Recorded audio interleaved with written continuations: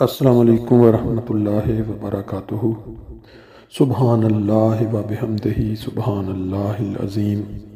اللہم صلی علی محمد وعلی آل محمد کما صلیت علی ابراہیم وعلی آل ابراہیم انک حمید مجید۔ اللہم بارک علی محمد وعلی آل محمد کما بارکت علی ابراہیم وعلی آل ابراہیم انکا حمید مجید۔ پاک محمد مصطفیٰ نبیوں کے سردار، بھیج درود اس محسن پر تو دن میں 100 بار۔ احمدیوں کا جو ایمان ہے اس میں نبی پاک صلی اللہ علیہ وسلم پہ درود بے شمار، اور پھر اس نظم کے اشعار میں بھی آپ نے سن لیا۔ انہی احمدیوں کے خلاف پاکستان میں وہ مسلمان جو اپنے آپ کو نبی پاک صلی اللہ علیہ وسلم کی طرف منسوب کرتے ہیں کہ ہم ان کے عاشقان ہیں، اس بے دردی کے ساتھ قتل کرتے ہیں کہ انسان تو انسان، میرا خیال ہے جانور بھی اس کو دیکھ کر شرما جائے۔ آج 5 دسمبر 2024 ایک پریس ریلیز میں آپ کے سامنے رکھ رہا ہوں، جس سے آپ کے لیے یہ اندازہ لگانا مشکل نہیں ہوگا کہ یہ افسوسناک خبر جو آپ سے پہلے شیئر ہو چکی ہے اس کی کچھ تفصیل اس میں بیان کی گئی ہے۔ لکھتے ہیں، راولپنڈی میں مذہبی منافرت کی بنا پر ایک احمدی کو دن دہاڑے کلہاڑیوں سے وار کر کے بہیمانہ طور پر قتل کر دیا گیا۔ قاتل کلہاڑی سے وار کرتے ہوئے یہ بھی کہہ رہا تھا کہ قادیانیوں، تم لوگوں کو منع بھی کیا تھا کہ یہاں سے چلے جاؤ اور یہ جگہ چھوڑ دو۔ جماعت احمدیہ کے خلاف سرگرمیوں میں ملوث شرپسندوں کو کھلی چھوٹ دینے اور مناسب کارروائی نہ کرنے کا نتیجہ ہے کہ آج ملک بھر میں احمدی کہیں بھی محفوظ نہیں ہے۔ ترجمان جماعت احمدیہ، چناب نگر۔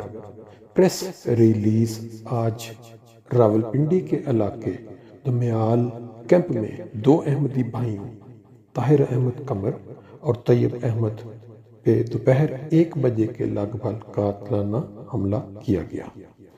وہ اپنی دکان پر موجود تھے کہ ایک نامعلوم شخص ہاتھ میں کلہاڑی لیے آیا اور آتے ہی اس نے للکارتے ہوئے کہا کہ قادیانیوں، تم لوگوں کو منع بھی کیا تھا کہ یہاں سے چلے جاؤ اور یہ جگہ چھوڑ دو۔ اس کے ساتھ ہی اس نے کلہاڑی سے وار کرنا شروع کر دی۔ زخموں کی تاب نہ لاتے ہوئے طیب احمد موقع پہ انتقال کر گئے۔ قاتل کی عمر 30 سال تھی، جو کہ جگہ چھوڑنے سے قبل دھمکیاں دیتا ہوا فرار ہو گیا۔ مقتول طیب احمد کے بھائی طاہر احمد قمر راولپنڈی میں کولو، آٹا چکی اور اناج کا کاروبار کر رہے تھے۔ مقتول طیب احمد اپنے بھائی سے ملنے چند روز قبل ہی راجن پور سے راولپنڈی آئے تھے۔ انہوں نے حملہ آور سے کہا کہ میں یہاں مہمان ہوں، تاہم اس نے کلہاڑی سے جسم کے اوپری حصہ پر متعدد وار کیے۔ مقتول کی عمر 40 سال تھی۔ وہ ایک شریف النفس انسان تھے۔ قبل ازیں ان کے خاندان کو راجن پور میں شدید مذہبی مخالفت کا سامنا رہا۔ اسی طرح مذہبی مخالفت کی بنا پر راولپنڈی میں بھی مقتول طیب احمد کے بھائی کو مذہبی منافرت کا سامنا کرنا پڑتا رہا اور جان سے مارنے کی دھمکیاں مسلسل ملتی رہیں۔ چند روز قبل ان کی دکان سے کچھ دور ایک مذہبی اجتماع ہوا، جس کے بعد شرکاء کی جانب سے ان کی دکان پر پتھراؤ بھی کیا گیا۔ ترجمان جماعت احمدیہ عامر محمود نے اس بہیمانہ قتل پر گہرے رنج و غم کا اظہار کرتے ہوئے کہا کہ ایک احمدی کا دن دہاڑے سر عام ایک مذہبی جنونی کے ہاتھوں قتل ہونا انتہائی افسوسناک ہے۔ احمدیوں کے خلاف نفرت کو ہوا دینے کا نتیجہ ہے کہ آج احمدی خود کو محفوظ نہیں سمجھ رہے۔ جماعت احمدیہ کے خلاف شدت پسندی میں ملوث عناصر کی شناخت ڈھکی چھپی نہیں ہے۔ حکومت ان کے خلاف قانون کے مطابق کارروائی کیوں نہیں کرتی؟